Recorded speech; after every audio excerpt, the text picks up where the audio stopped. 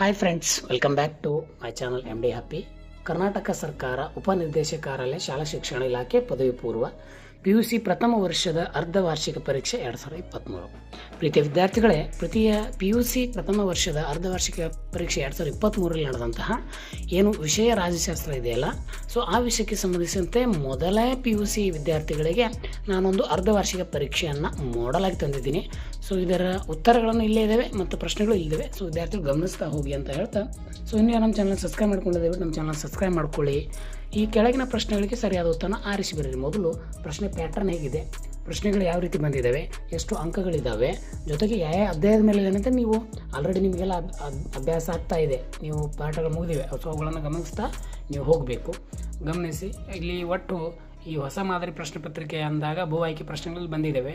ರಾಜ್ಯಶಾಸ್ತ್ರ ಪಿತಾಮಹ ಯಾರು ಅಂತ ಪ್ರಶ್ನೆ ಇದೆ. ಉತ್ತರ ಸಿ, ಅರಿಸ್ಟಾಟಲ್ ಬರೆದ ಕೃತಿ ಯಾವುದು ಅಂತಂದರೆ ಅದೇ ಬೇರೆ ಯಾವುದಲ್ಲ, ದಿ ಪಾಲಿಟಿಕ್ಸ್ ಅಂತ ಹೇಳ್ತೀವಿ. ರಾಜ್ಯಶಾಸ್ತ್ರದ ಮೂಲ ಪದ ಅಂತಂದರೆ ಅದು ಪಾಲಿಸ್ನಿಂದ ಬಂದಂಥದ್ದು.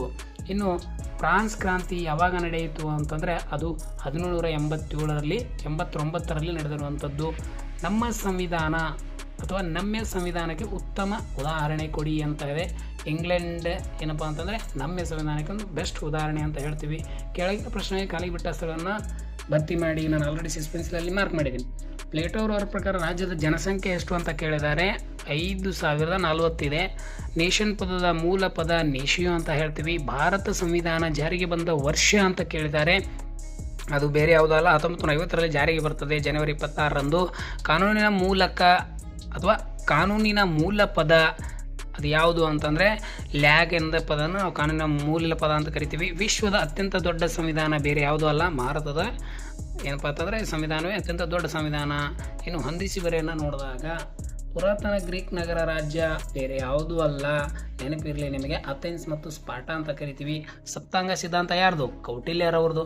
ಅಧ್ಯಕ್ಷ ಸರ್ಕಾರ ಅಂತಂದರೆ ಅಮೇರಿಕಾದ ಏನಾಗಿದೆ, ಅಧ್ಯಕ್ಷ ಸರ್ಕಾರ ಆಗಿದೆ. ಸ್ವಾತಂತ್ರ್ಯದ ಮೂಲ ಪದ ಲಿಬರಲ್ ಅಥವಾ ಲಿಬರ್ ಅಂತ ಕರಿತೀವಿ.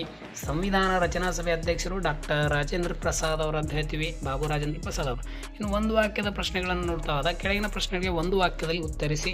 ಸೊ ಈ ಪ್ರಶ್ನೆ ಪತ್ರಿಕೆ ಯಾವುದೇ ಮಂಡಳಿ ಅಂತಲ್ಲ, ನಾವು ಹೇಳುವುದು ನಿಖರವಾಗಿ ಕರ್ನಾಟಕ ಸರ್ಕಾರ ಮಂಡಳಿ ಮಧ್ಯ ಏನು ಪರೀಕ್ಷೆ ಬರ್ತಾವಲ್ಲ ಅರ್ಧವಾರ್ಷಿಕ, ಅದನ್ನು ಇಲ್ಲಿ ತೊಗೊಂಬಂದೆ ನಾನು. 2023ರಲ್ಲಿ ನಡೆದಂಥದ್ದು, ಹೌದಾ? ಸೊ ಹಾಗಾಗಿ ಯಾವುದೇ ಗೊಂದಲ ಇಲ್ಲ ಇಲ್ಲಿ.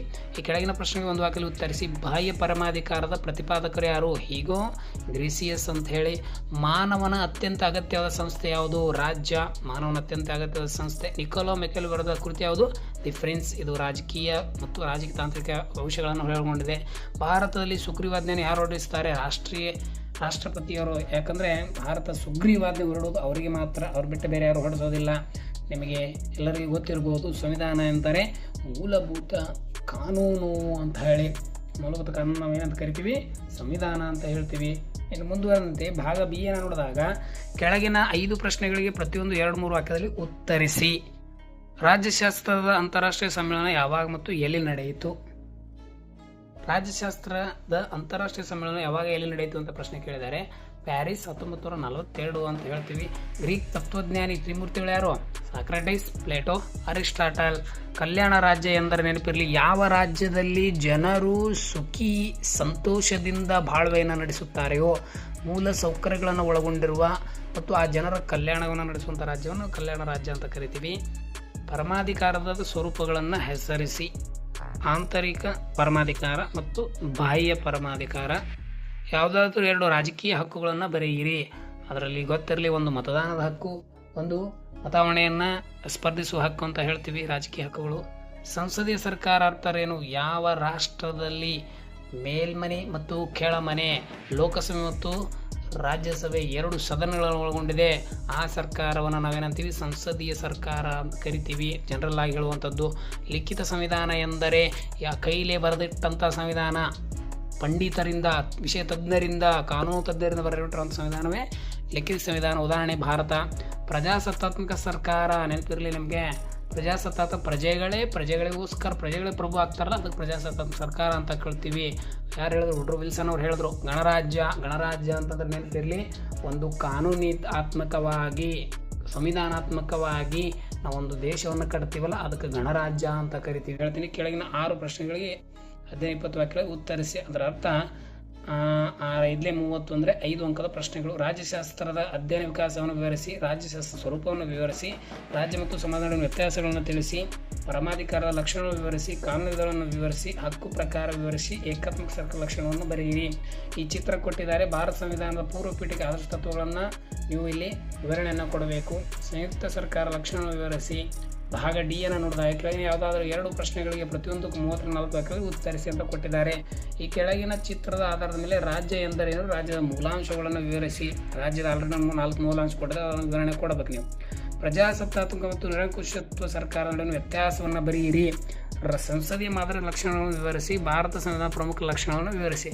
ಸೊ ವಿದ್ಯಾರ್ಥಿಗಳೇ, ಇದಿಟ್ಟು ಈ 2023ರಲ್ಲಿ ನಡೆದಂಥ ಪ್ರಥಮ PUC ಮಧ್ಯ ಏನು ಟರ್ಮ್ ಇದೆಯಲ್ಲ ಅದರ ಒಂದು ರಾಜ್ಯಶಾಸ್ತ್ರ ವಿಷಯದ ಒಂದು ಪ್ರಶ್ನೆ ಪತ್ರಿಕೆಯಾಗಿತ್ತು ಅಂತ ಹೇಳ್ತಾ. ಸೊ ಇದ್ರ ಬಗ್ಗೆ ನಿಮ್ಮ ಅನಿಸಿಕೆಗಳನ್ನು ನನಗೆ ತಿಳಿಸಿ. ನಿಮ್ಮ ಅನಿಸಿಕೆ ನನಗೆ ಭಾಳ ಮುಖ್ಯ ಅಂತ ಹೇಳ್ತೀನಿ.